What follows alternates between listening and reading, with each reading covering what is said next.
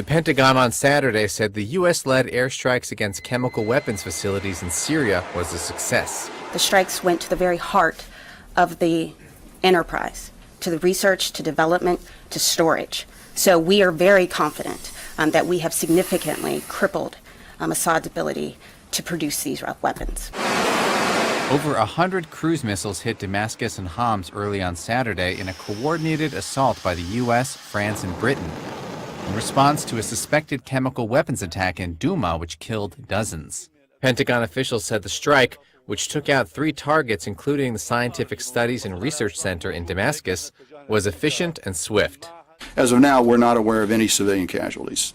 Damascus allies said the buildings had been evacuated in advance. I ordered the United States... Announcing the strike Friday, President Trump left the door open for further strikes if the Syrian government used chemical weapons again. We are prepared to sustain this response until the Syrian regime stops its use of prohibited chemical agents. Though Defense Secretary Jim Mattis called military engagement a one-time shot.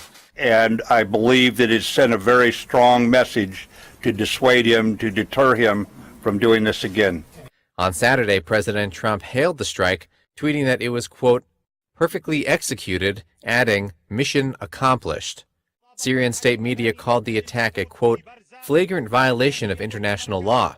And Russia, who is Syrian President Bashar al-Assad's most powerful ally, on Saturday called an emergency meeting of the United Nations Security Council. The Kremlin had promised to respond to any attack on its ally and said on Saturday that Syrian air defenses had intercepted 71 of the missiles fired. But the Pentagon said there was no indication that Russian systems had been employed and that Syrian air defense systems had been largely ineffective. To the best of our ability to determine at this time, no Syrian weapon had any effect on anything that we did.